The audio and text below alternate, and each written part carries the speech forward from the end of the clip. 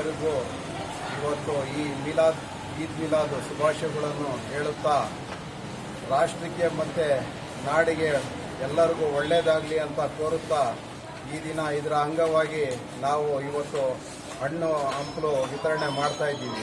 ಪ್ರತಿ ವರ್ಷವೂ ಕೂಡ ಇದೇ ರೀತಿ ಹಣ್ಣು ಹಂಪಲು ಕೂಡ ವಿತರಣೆ ಮಾಡ್ತೀವಿ. ಅದೇ ರೀತಿ ಇವತ್ತು ಕೂಡ ನಾವು ಹಣ್ಣು ಹಂಪಲು ರೋಗಿಗಳಿಗೆ ನಮ್ಮ ಜಿಲ್ಲಾ ಆಸ್ಪತ್ರೆಯಲ್ಲಿ ಬಂದು ನಾವು ವಿತರಣೆಯನ್ನು ಮಾಡ್ತಾ ಇದ್ದೀವಿ.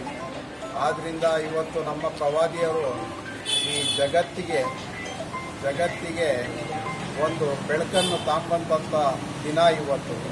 ಯಾಕಂದರೆ ಅವರು ಯಾವುದೇ ಒಂದು ನಮಗೆ ಇಂಥ ಒಂದು ಮಾರ್ಗ, ಇಂಥ ಒಂದು ದಾರಿಯನ್ನು ತೋರಿಸ್ಕೊಟ್ಟಂಥ ದಾರಿ ಮೇಲೆ ನಾವು ನಡೆದರೆ ಎಲ್ಲರೂ ನಾವು ಶಾಂತಿಯುತವಾಗಿ ನಮ್ಮ ಪೂರ್ತಿ ಇಡೀ ಪ್ರಪಂಚದಲ್ಲೇ ಒಂದು ಶಾಂತಿಯನ್ನು ಬಾಯಿಸಿದಂಥ ದಿನ ಅಂದರೆ ಪ್ರವಾದಿಯವರು ಹುಟ್ಟಂಥ ದಿನ.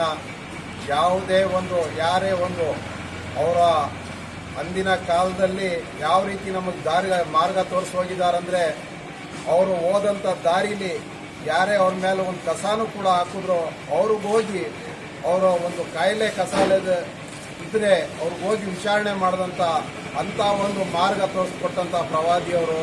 ಆದ್ದರಿಂದ ಎಲ್ಲರಿಗೂ ನಾವು ಕೂಡ ಅದೇ ಮಾರ್ಗದಲ್ಲಿ ನಡೆದು ಈ ರಾಜ್ಯದಲ್ಲೇ ಆಗಲಿ ರಾಷ್ಟ್ರದಲ್ಲೇ ಆಗಲಿ ಎಲ್ಲರೂ ನಾವು ಶಾಂತಿಯಿಂದ ಬಾಳೋಣ, ನಾವೆಲ್ಲ ಒಂದಾಗಿ ನಾವು ಎಲ್ಲರೂ ಮನುಷ್ಯರಾಗಿ ಬಾಳೋಣ ಅಂತ ಹೇಳುತ್ತಾ ನನ್ನ ಮಾತನ್ನು ಮುಗಿಸ್ತೀನಿ. ಅಸ್ಸಲಾಮು ಅಲೈಕುಂ ವರಹಮತುಲ್ಲಾಹಿ ವಬರಕಾತುಹು.